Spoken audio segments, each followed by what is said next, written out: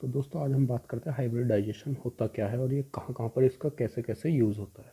तो चलिए दोस्तों शुरू करते हैं। तो दोस्तों what is hybridization? Hybridization is a process in which two or more atomic orbitals of valence shell of an atom mix up to form the same number of identical orbitals of equal energy। तो दोस्तों hybridisation क्या होता है कि hybridisation में एक process है overlapping करना दो ऑर्बिटल के। अब वो ऑर्बिटल सेम और स्लाइटली डिफरेंट एनर्जी के हो सकते हैं। अब ये तो जब दो अलग अलग दो या दो से ज़्यादा अलग अलग ऑर्बिटल जो वैलेंस शेल ऑर्बिटल होती है उनके इलेक्ट्रॉन्स या उनके एटॉमिक ऑर्बिटल ओवरलैप कर जाएं और एक नई एनर्जी लेवल क्रिएट कर दे जिसकी एनर्जी क्या होगी, आइडेंटिकल होगी एक दूसरे के, तो उस प्रोसेस को हम बोल देते हैं हाइब्रिडाइजेशन। दोस्तों पर्पज़ क्या है हाइब्रिडाइजेशन की स्टडी का? तो पर्पज़ क्या है कि the purpose of hybridization is to see the types of bond that the atom share with each other, it may be sigma or pi bond. कि जो हमारे जो एटम्स हैं जो हाइब्रिडाइजेशन करके एक नई एटॉमिक ऑर्बिटल बनाते हैं, तो उसमें किस तरीके का एटम या किस तरीके की एटम्स की शेयरिंग हो रही है, वो किस तरीके का बॉन्ड बना रहे हैं, वो सिग्मा बॉन्ड बना रहे हैं या पाई बॉन्ड बना रहे हैं या फिर दोनों मल्टीपल बॉन्ड बना रहे हैं। अब जो डिफरेंट टाइप्स के बॉन्ड्स होते हैं वो डिफरेंट तरीके की हमारी जो है प्रॉपर्टीज होकर different types of bonds allow different properties like pi bond do not allow rotation whereas sigma bond allows rotation.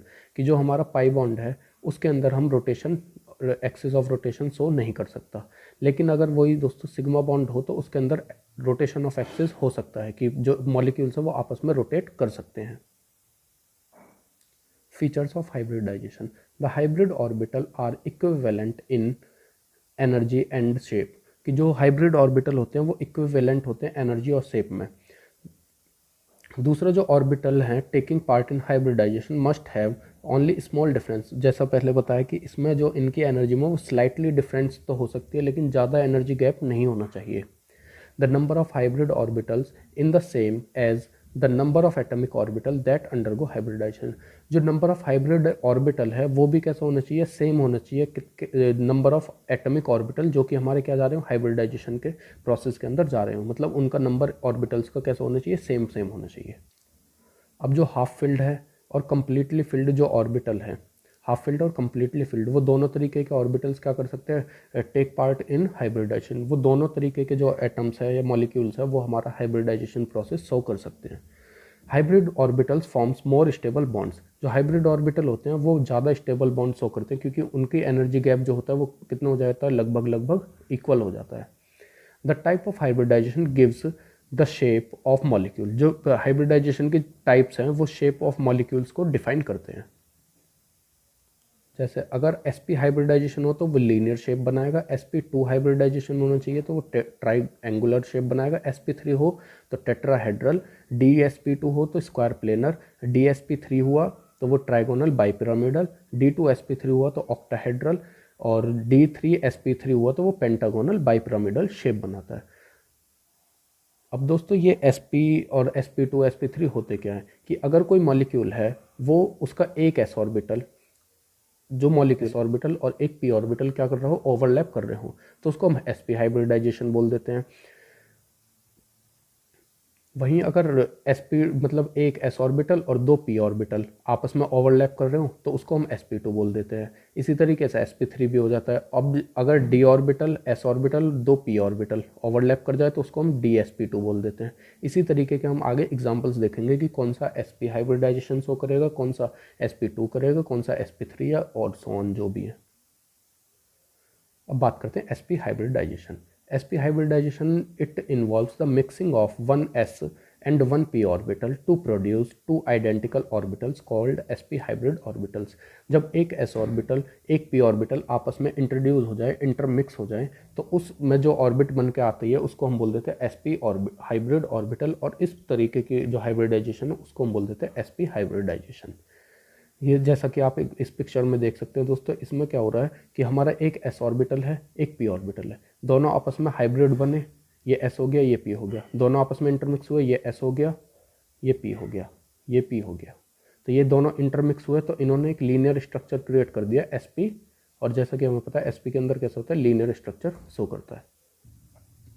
चलिए दोस्तों, sp हाइब्रिडाइजेशन को हम अब एक एग्जांपल से समझते हैं। तो दोस्तों अब sp हाइब्रिडाइजेशन को हम एक एग्जांपल से समझते हैं। इसका एक एग्जांपल ले सकते हैं BeCl2 बेरिलियम क्लोराइड। चलिए शुरू करते हैं।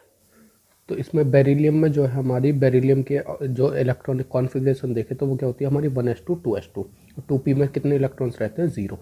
वहीं क्लोरीन की बात करें तो वो क्या हो जाती है हमारी 2p6 3s2।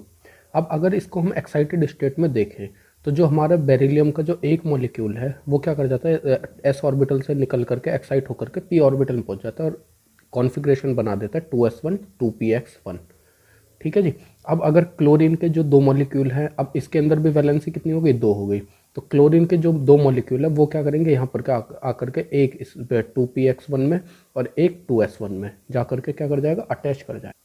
तो दोस्तों during the formation of BeCl2 2s and 2px orbital of Be undergo sp hybridization to form two identical hybrid orbitals। कि जब हमारा BeCl2 का स्ट्रक्चर बनता है तो उसके अंदर जो है एक तो 2s ऑर्बिटल और एक 2px ऑर्बिटल, ये दोनों क्या करते हैं? sp हाइब्रिडाइजेशन प्रोसेस हो करते हैं, एक आइडेंटिकल क्या बना देते हैं? हाइब्रिड ऑर्बिटल्स बना देते हैं। अब ये जो ओरिएंटली लीनियरली होते हैं ये अपोजिट डायरेक्शन में, मतलब कि क्या बनाते हैं? 180 डिग्री का और लीनियर स्ट्रक्चर बनाते थे। ये हो गया क्लोरीन हमारा, ये हो गया बेरिलियम, ये हो गया क्लोरीन। तो BeCl2 का ये स्ट्रक्चर हो जाएगा। अब बात करते हैं sp2 हाइब्रिडाइजेशन। तो sp2 हाइब्रिडाइजेशन क्या होती है? जिसमें हमारे एक s ऑर्बिटल हो और दो p ऑर्बिटल क्या कर जाए? आपस में ओवरलैप कर जाए और नई हाइब्रिड ऑर्बिटल बनाते हैं, जिसको हम बोल देते हैं sp2 हाइब्रिड ऑर्बिटल्स। अब देखिए,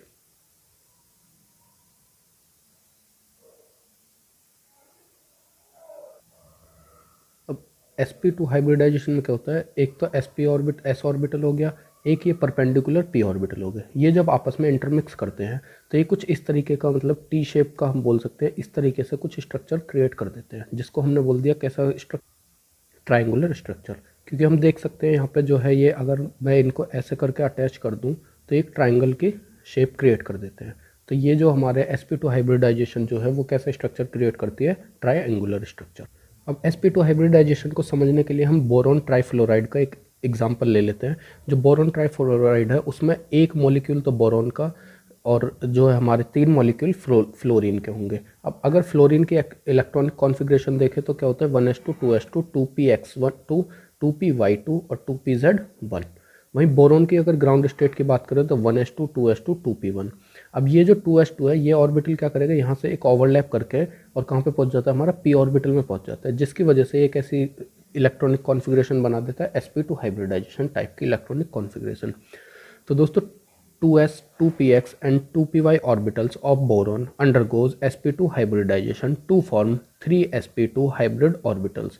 तो ये 3 sp2 hybrid orbitals बना देता है। These orbitals overlap with the 2pz orbitals fluorine atom to form 3 sigma bond. अब इसमें क्या होता है कि ये 2pz ऑर्बिटल के साथ ओवरलैप कर जाती हैं और क्या बना देती हैं? हमारी 3 सिग्मा बॉन्ड बना देती हैं। Hence boron trifluoride has a triangular shape, कि इसकी जो है ट्राइएंगुलर शेप बन जाती है। उसके बाद the fluorine atom live at the centre of the equilateral triangle. अब जो फ्लोरीन एटम है वो कहाँ पे होते हैं? हमारे बिल्कुल सेंटर पे होते हैं। किसके? इक्विलेटरल ट्राइंगल के सेंटर पे। तो बॉन्ड एंगल जो होता है उनका कितना होता है? 120 डिग्री। किसमें? BF3 में। उसी चीज़ को आप एक रफली डायग्राम के तौर पर भी देख सकते हैं कि यहाँ पे जो है बोरॉन की जो ऑर्बिटल्स है वो ग्राउंड स्टेट दिखा दिया। यहाँ पे वो एक्साइट होकर के 2s में से एक जो है वो जा करके जंप आउट कर गई p ऑर्बिटल में, 2py में। वहाँ से हमारा sp2 हाइब्रिड ऑर्बिटल्स बन गए और ये 120 डिग्री उसका एंगल हो गए तीनों। और इक्विलेटरल ट्राइंगल के जो सेंटर में वो बोरॉन हो गया और बाहर की तरफ क्या हो गया? हमारा फ्लोरीन अटैच हो जाएगा। अब बात करते हैं sp3 हाइब्रिडाइजेशन। sp3 हाइब्रिडाइजेशन में एक s ऑर्बिटल और 3 p ऑर्बिटल हमारे क्या कर जाते हैं? ओवरलैप कर जाते हैं, हाइब्रिड ऑर्बिटल बना देते हैं। हाइब्रिड ऑर्बिटल भी कैसी होगी हमारी अब की बार? sp3 hybrid orbitals. अब ये एग्जांपल में आप देख सकते हैं कि एक s ऑर्बिटल हो गया, ये p ऑर्बिटल हो गई, ये p ऑर्बिटल हो गई और p ऑर्बिटल, ये x है, ये y वाली हो गई और ये z एक्सिस वाली हो गई। अब जब ये आपस में अटैच होते हैं तो ये कुछ इस तरीके का स्ट्रक्चर बना देते हैं, जिसको हम क्या बोल सकते हैं? तो sp3 में हमारा कैसे स्ट्रक्चर बना देगा? Tetrahedral structure. जैसा आप देख सकते हैं इसमें क्या है कि सपोज करो हम मीथेन का एग्जांपल ले लेते हैं, तो एक हाइड्रोजन ऊपर की तरफ, एक हाइड्रोजन जस्ट इसके पीछे की तरफ, एक हाइड्रोजन इसके लेफ्ट में और एक हाइड्रोजन इसके राइट में। इस तरीके का स्ट्रक्चर बनेगा मीथेन का। चलिए तो दोस्तों अब मीथेन का एग्जांपल लेकर के समझते हैं कि जो हमारा sp3 हाइब्रिडाइजेशन है वो किस तरीके से हो सकती है। अब जैसा हम जानते हैं कि एक मॉलिक्यूल जो मीथेन का है उसमें एक तो कार्बन एटम होता है और 4 हमारे हाइड्रोजन एटम होते हैं। तो जो कार्बन की इलेक्ट्रॉनिक कॉन्फ़िगरेशन होती है ग्राउंड स्टेट में वो होती है 1s2 2s2 2p2।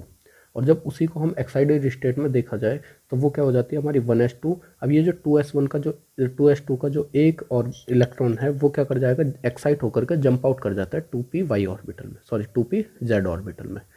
अब इसके बाद हमारा 3 वैलेंसी तो हमारी 2pz के पास है और एक वैलेंसी हमारी s ऑर्बिटल के पास है और हमारे पास टोटल हाइड्रोजन कितने हैं, 4।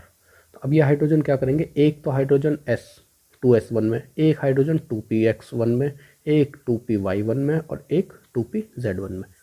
इस तरीके से ये क्या बना देता है हमारा sp3 हाइब्रिडाइजेशन। तो दोस्तों इसके अंदर एक तो 2s ऑर्बिटल, 3 2p ऑर्बिटल क्या करते हैं आपस में ओवरलैप करते हैं और sp3 हाइब्रिडाइजेशन बना देते हैं और 4 आइडेंटिकल हाइब्रिड ऑर्बिटल्स का क्या कर देते हैं, फॉर्मेशन कर देते हैं। These orbitals are oriented towards 4 corners of a regular tetrahedron carbon। Carbon के चारों कॉर्नर्स में वो क्या करते हैं, अटैच रहते हैं। The 4 sp3 hybrid orbitals overlap with 1s atomic orbital of 4 hydrogen atoms to form sigma। तो जो हमारे 4 sp3 हाइब्रिड ऑर्बिटल है वो क्या करते हैं, ओवरलैप करते हैं 1s एटॉमिक ऑर्बिटल के साथ और 4 हाइड्रोजन एटम्स जो है वो क्या करते हैं, हमारे सिग्मा बॉन्ड क्रिएट करते हैं कुछ इस तरीके से।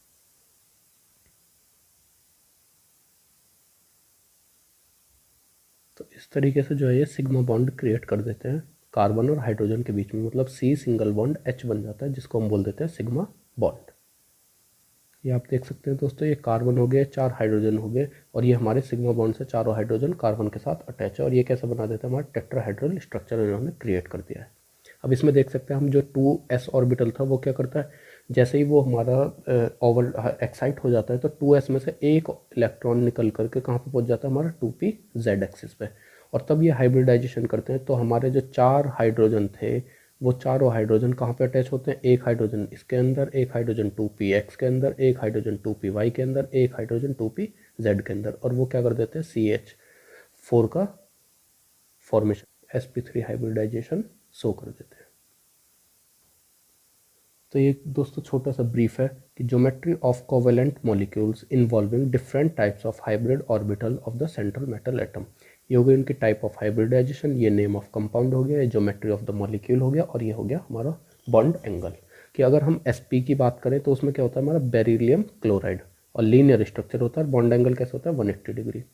sp2 की बात करें तो बेरिलियम ट्राइफ्लोराइड, ट्राइगोनल प्लेनर इसका क्या होता है, शेप होती है मॉलिक्यूल की, और जो है बॉन्ड एंगल कितना होता है 120 डिग्री। वहीं sp3 की बात करें तो मीथेन हो गया हमारा एग्जांपल, टेट्राहेड्रल इसकी ज्योमेट्री हो गई और 109 डिग्री 5 मिनट इसका क्या हो गया, बॉन्ड एंगल हो गया। बात करते हैं sp3d2 की। sp3d2 में क्या होता है, हमारा फॉस्फोरस पेंटाफ्लोराइड हो गया, ट्राइगोनल बाइपिरामिडल इसकी ज्योमेट्री हो गई, 120 डिग्री और 90 डिग्री इसके एंगल अंदर क्या बनते हैं, एंगल्स क्रिएट होते हैं। फिर बात करते हैं sp3d2 की। दूसरा इसका एग्जांपल हो गया हमारा क्या, सल्फर हेक्साफ्लोराइड, ऑक्टाहेड्रल इसका स्ट्रक्चर हो गया और 90 डिग्री इसका क्या हो जाता है हमारा बॉन्ड एंगल। sp3d3 की बात करें तो IF7 हो गया इसका एग्जांपल, पेंटागोनल बाइपिरामिडल स्ट्रक्चर हो गया, ज्योमेट्री हो गई, 72 डिग्री 90 डिग्री इसके बॉन्ड एंगल्स क्रिएट होते हैं। अब ये सारे जो हमने स्ट्रक्चर बताए या एंगल्स क्रिएट किए वो सारे हमारे VSEPR थ्योरी के अकॉर्डिंग है, कि इसके अकॉर्डिंग हमारे स्ट्रक्चर्स कैसे किस किस तरीके के हमारे स्ट्रक्चर्स हो सकते हैं, उसी के अकॉर्डिंग हमने इनको अरेंज किया है। तो VSEPR पर भी फिर कभी बात करेंगे, अभी बात करते हैं हाइब्रिडाइजेशन की। अब दोस्तों हमने हाइब्रिडाइजेशन पढ़ लिया, उसके कुछ पार्ट पढ़ लिए हैं, इसके बाद हमें अब कुछ समझ में आने लगा कि हाइब्रिडाइजेशन की ज़रूरत क्या है और क्यों पड़ी। तो हम उसी की बात करते हैं आगे कि हाइब्रिडाइजेशन की हमें एक्चुअल में ज़रूरत क्यों पड़ती है और इसका क्या क्या यूजेस होता है। Why do we need hybridization? So carbon has 4 unpaired electrons. It can have 4 equal energy bonds. कि कार्बन के पास 4 अनपेयर्ड इलेक्ट्रॉन होते हैं, मतलब कि उनके पास 4 इक्वल एनर्जी के बॉन्ड बनाने की क्या हो सकती है, कैपेसिटी हो सकती है. तो the hybridization of orbital is also greatly favoured because hybrid orbitals are lower in energy compare to their separated unhybrid counterparts. तो उन्होंने कहा कि जो हाइब्रिड ऑर्बिटल जो बनते हैं उनकी एनर्जी जो है वो कैसी होती है, कुछ कम होती है. किससे, कि वो जब सेपरेटली रहते हो. मतलब कहने का ये है कि वो ज़्यादा स्टेबल हो सकते हैं, कौन, जिनकी एनर्जी कम हो. तो इस वजह से कि हमें किसी मॉलिक्यूल को स्टेबलाइज रखने के लिए, कुछ टाइम तक उसको स्टेबलाइज करने के लिए हमें किसकी ज़रूरत पड़ती है, हाइब्रिडाइजेशन प्रोसेस की ज़रूरत पड़ती है. This result in more stable compounds when hybridization occurs. जैसा मैंने अभी बताया कि हाइब्रिडाइजेशन की वजह से हमें मोर स्टेबल कंपाउंड का फॉर्मेशन हो जाता है. अब बात करते हैं advantages of hybridization. The most important advantage is the determination of shape and the geometry of the molecule. कि एक तो ये शेप हुआ और ज्योमेट्री हुआ मॉलिक्यूल की, उसको हमें डिटरमाइन करने में हेल्पफुल है हाइब्रिडाइजेशन. दूसरा, it determines the position and the structure of the compound. कि कहाँ पे कंपाउंड की कैसी पोजीशन होगी, किस तरीके का उसका स्ट्रक्चर होगा. पोजीशन से मतलब है, जैसे हमें पता है कि भाई कार्बन है, मीथेन की बात करें तो कार्बन है, उसमें 4 हाइड्रोजन होते हैं, लेकिन कहाँ कहाँ पे अटैच होंगे उनकी पोजीशन का हमें किससे पता लगता है, हाइब्रिडाइजेशन प्रोसेस से. It explain the various probabilities of physical and chemical behaviour. वो बहुत बिहेवियर की, भाई कोई मॉलिक्यूल पैरामैग्नेटिक है, डायामैग्नेटिक है, या किस तरीके का मॉलिक्यूल है, या फिर वो इलेक्ट्रोनेगेटिव मॉलिक्यूल है, इलेक्ट्रोपॉजिटिव मॉलिक्यूल है. इन सब चीज़ों का पता भी हम किससे कर सकते हैं, ईजिली हमारे हाइब्रिडाइजेशन प्रोसेस से. तो दोस्तों इन सब को पढ़ने के बाद जो कंक्लूजन निकल के आते हैं वो क्या है, in chemistry orbital hybridization is concept of mixing orbital into new hybrid orbital. मतलब कि हम बोल सकते हैं कि हाइब्रिडाइजेशन जो कॉन्सेप्ट है वो सीधा सीधा क्या है कि मिक्सिंग ऑफ एटॉमिक ऑर्बिटल. कि हम डिफरेंट टाइप्स के एटॉमिक ऑर्बिटल को इंटरमिक्स करके एक नई हाइब्रिड ऑर्बिटल बना सकते हैं, मतलब एक नया कंपाउंड क्रिएट कर सकते हैं. It is suitable It is suitable for pairing of electrons to form chemical bonds in valence band theory. ये suitable होता है पेयरिंग ऑफ इलेक्ट्रॉन में, जिसकी वजह से हमारा केमिकल बॉन्ड्स क्रिएट होते हैं किसमें, वीबीटी के अंदर, वैलेंस बैंड थ्योरी के अंदर. तो दोस्तों आई होप आपको हाइब्रिडाइजेशन के टाइप्स, हाइब्रिडाइजेशन होता क्या है, इंटरमिक्सिंग होने के बाद हाइब्रिडाइजेशन की ज़रूरत क्यों पड़ती है, ये किस किस चीज़ में यूज़ हो सकता है, ये क्या क्या डिटरमाइन कर सकता है. आई होप आपको सब कुछ समझ में आया होगा. और शेप्स जो हैं हमारी हाइब्रिडाइजेशन के अंदर की sp2 में क्या बनी, sp3 में क्या बनी, वो सारी चीज़ें आपको समझ आई होंगी. तो चलिए दोस्तों आज के लिए इतना ही, फिर मिलते हैं. Thank you for watching.